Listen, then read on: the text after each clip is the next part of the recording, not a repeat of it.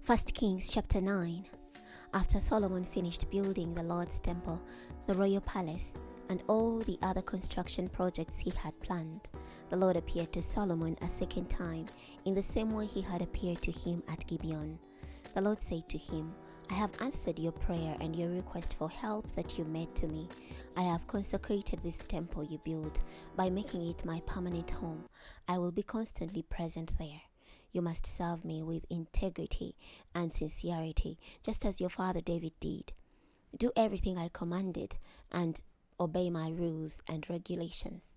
Then I will allow your dynasty to rule over Israel permanently, just as I promised your father David. You will not fail to have a successor on the throne of Israel. But if you, or your sons, ever turn away from me, fail to obey the regulations and the rules I instructed you to keep, and decide to serve and worship other gods, then I will remove Israel from the land I have given them. I will abandon this temple I have consecrated with my presence, and Israel will be mocked and ridiculed among all the nations. This temple will become a heap of ruins. Everyone who passes by it will be shocked and will hiss out their scorn, saying, Why did the Lord do this to this land and this temple? Others will then answer, Because they abandoned the Lord their God who led their ancestors out of Egypt. They embraced other gods whom they worshipped and served. That is why the Lord has brought all this disaster down to them. After 20 years, during which Solomon built the Lord's temple and the royal palace, King Solomon gave King Hiram of Tyre 20 cities in the region of Galilee. Because Hiram had supplied Solomon with cedars, evergreens, and all the gold he wanted. When Hiram went out from the Tyre to inspect the cities Solomon had given him, he was not pleased with them. Hiram asked, Why did you give me these cities, my friend? He called that area the region of Kabul, a name which it has retained to this day. Hiram had sent to the king 120 talents of gold. Here are the details concerning the work crew King Solomon conscripted to build the Lord's temple, his palace, the terrace, the wall of Jerusalem, and the cities of Hazor, Megiddo, and Gezer. Pharaoh, king of Egypt, had attacked and captured Gezer. He burned it and killed the Canaanites who lived in the city. He gave it as a wedding present to his daughter, who had married Solomon. Solomon built up Gezer, Lower Beth Horon, Baalath, Tadmor in the wilderness, all the storage cities that belonged to him, and the cities where chariots and horses were kept. He built whatever he wanted in Jerusalem, Lebanon, and throughout his entire kingdom. Now several non-Israelite peoples were left in the land after the conquest of Joshua, including the Amorites, Hittites, Perizzites, Hivites, and Jebusites. Their descendants remained in the land. The Israelites were unable to wipe them out completely. Solomon conscripted them for his work crews, and they continued in that role to this very day. Solomon did not assign Israelites to these work crews. The Israelites served as his soldiers, attendants, officers, charioteers, and commanders of his chariot forces. These men were also in charge of Solomon's work projects. There were a total of 550 men who supervised the workers. Solomon built the terrace as soon as Pharaoh's daughter moved up from the city of David to the palace Solomon built for her. 3 times a year, Solomon offered burnt offerings and peace offerings on the altar he had built for the Lord, burning incense along with them before the Lord. He made the temple his official worship place. King Solomon also built ships in Ezion-Geber, which is located near Elat in the land of Edom, on the shore of the Red Sea. Hiram sent his fleet and some of his sailors who were well acquainted with the sea to serve with Solomon's men. They sailed to Ophir, took from there 420 talents of gold, and then brought them to King Solomon. Chapter 10. When the Queen of Sheba heard about Solomon, she came to challenge him with difficult questions. She arrived in Jerusalem with a great display of pomp, bringing with her camels carrying spices and a very large quantity of gold and precious gems.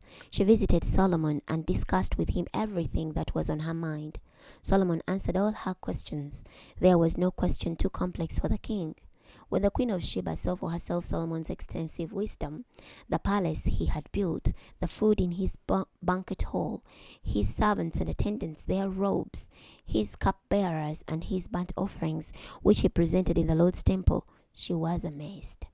She said to the king, "The report I heard in my own country about your wise sayings and insight was true. I did not believe these things until I came and saw them with my own eyes. Indeed, I didn't hear even half the story. Your wisdom and wealth surpass what was reported to me. Your attendants, who stand before you at all times and hear your wise sayings, are truly happy. May the Lord your God be praised, because he favored you by placing you on the throne of Israel. Because of the Lord's eternal love for Israel, he made you king, so you could make just and right decisions." He gave the king 120 talents of gold and a very large quantity of spices and precious gems. The quantity of spices the Queen of Sheba gave King Solomon has never been matched. Hiram's fleet, which carried gold from Ophir, also brought from Ophir a very large quantity of the timber and precious gems. With the timber the king made supports for the Lord's temple and for the royal palace, and stringed instruments for the musicians. No one has seen so much of this fine timber to this very day. King Solomon gave the Queen of Sheba everything she requested, besides what he had freely offered her. Then she left and returned to her homeland with her attendants. Solomon received 666 talents of gold per year, besides what he collected from the merchants, traders, Arabian kings, and governors of the land. King Solomon made 200 large shields of hammered gold. 600 measures of gold were used for each shield. He also made 300 small shields of hammered gold. 3 minas of gold were used for each of these shields. The king placed them in the palace of the Lebanon forest. The king made a large throne decorated with ivory and overlaid it with pure gold. There were 6 steps leading up to the throne, and the back of it was rounded on top. The throne had 2 armrests with a statue of a lion standing on each side. There were 12 statues of lions on the 6 steps, 1 lion at each end of each step. There was nothing like it in any other kingdom. All of King Solomon's cups were made of gold, and all of the household items in the palace of the Lebanon forest were made of pure gold. There were no silver items, for silver was not considered very valuable in Solomon's time.